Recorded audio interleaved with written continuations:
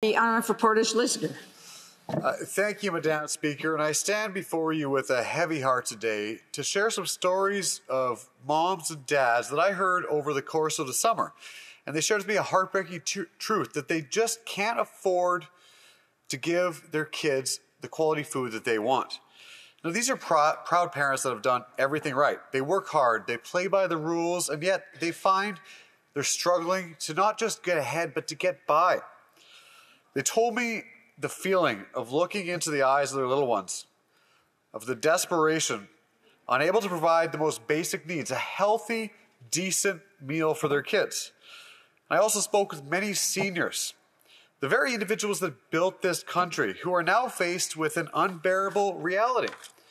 I vividly recall one senior who had tears forming in her eyes as she told me how her rent and utility bill increases have made it near impossible to afford anything else. She can't afford fresh fruit, fresh veggies, and anything that she wants to enjoy her passion with, which is cooking. She can barely afford to feed herself, never mind feed anyone else. She told me she thought she had a good pension and that she saved her whole life, but she can't stretch these dollars any further.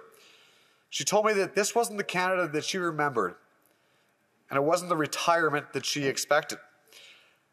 These folks, their spirits are shattered when they have to line up at a food bank, empty-handed and exhausted, just to pick up a few extra meals to get through to the end of the month.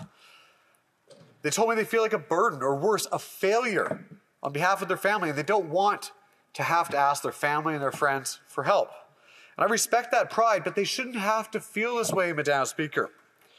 Now, let's not forget the staggering truth. The number of Canadians relying on food banks has reached an all-time high. This isn't the Canada that they were promised. This isn't the Canada that any of us were promised.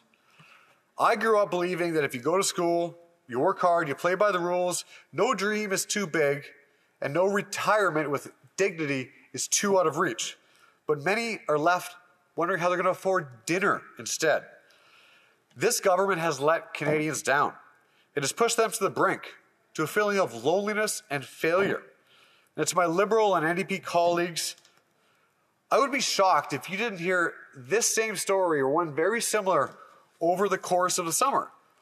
Now, I expect my colleague across the way, in response to this question, will respond with talking points about how great all of their care programs are, but no government program could ever restore the lost pride of those parents or those retirees.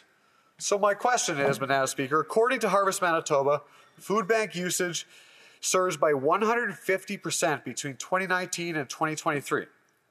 How many more families will have to suffer? How many will have to line up in desperation before the government recognizes its own failures? How many more families must line up at a food bank before the Liberals finally axe the tax and recognize that if you tax the farmer who grows the food, the trucker who ships the food, and the grocer who sells the food, you put a tax on all Canadians? How bad does it have to get? How long till Liberals and the NDP take a good, long look in the mirror and realize that their policies, perhaps well-intentioned, are the cause of this misery for so many Canadians?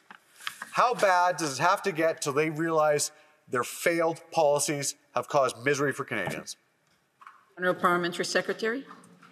Well, thank you, Madam Speaker, and thanks to the honourable member for giving me the chance to respond. I do appreciate it. I was a little shocked to hear him call some of our programs and the things that we stand for and have been implementing, all those care programs, as if they could be lumped into some nebulous lump of non-intelligible,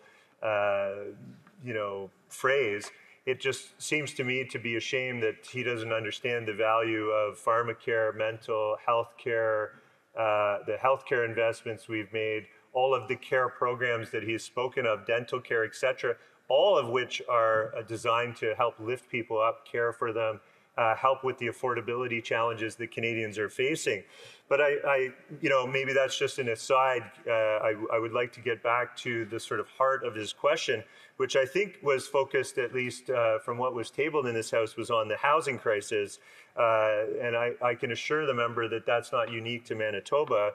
and it's not unique to any part of this country. It's actually all across the country. And the housing crisis has been around long before our government was in power. And in fact, our government put forward the National Housing Strategy. It's one of the reasons that I actually stepped up in 2019 and put my name on a ballot, was because for the first time in 30 years, I saw a federal government willing to invest in housing in a meaningful way.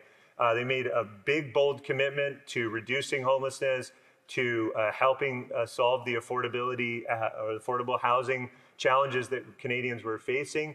And, that plan with significant investments of over $70 billion over 10 years was a really big reason for my wanting to get involved in politics.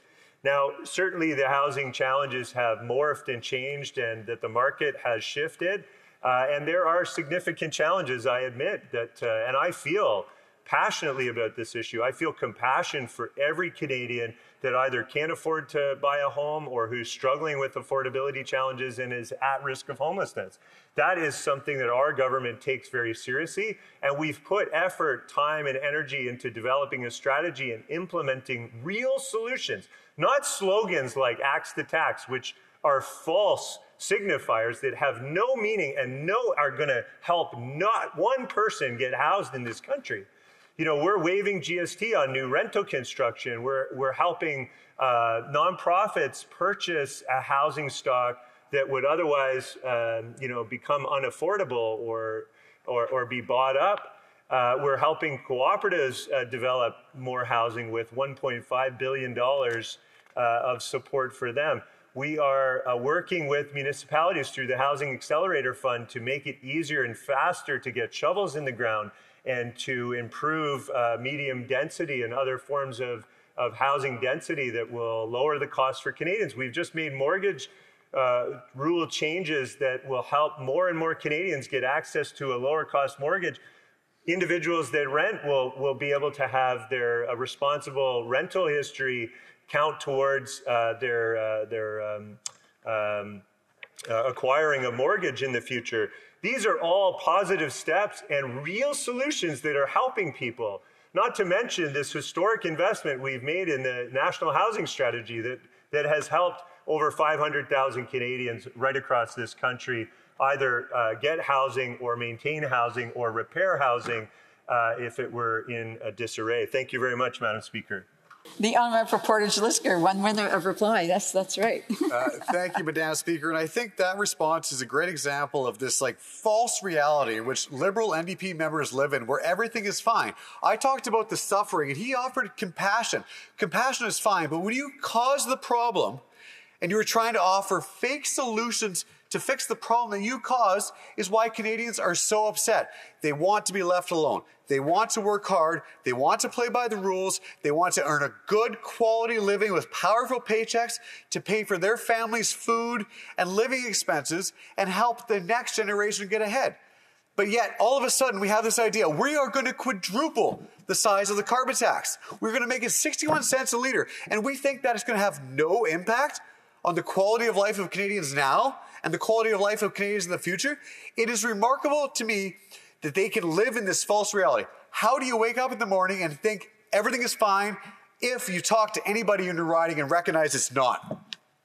The honourable parliamentary secretary. Well, thank you, Madam Speaker. It's interesting that the member talks about a false reality. So from where I sit, it's the Conservatives that have a false reality, that they're unhinged from reality. In fact, they offer zero solutions. They offer 3-word slogans that really, I don't know what difference, powerful paychecks. What the heck does that mean, Madam Speaker? I have no clue what the Conservative Party means by that. It's a false promise. It's something the Conservatives keep repeating over and over and over again. They think it sounds good. They think somehow it's going to light up people's brains in some fancy way or give people some emotional response that they're going to vote for the Conservative Party. That makes no sense. It's not going to solve the affordable housing crisis. We put forward a plan with real solutions and are investing significant dollars because Canada has a great balance sheet. And we're doing that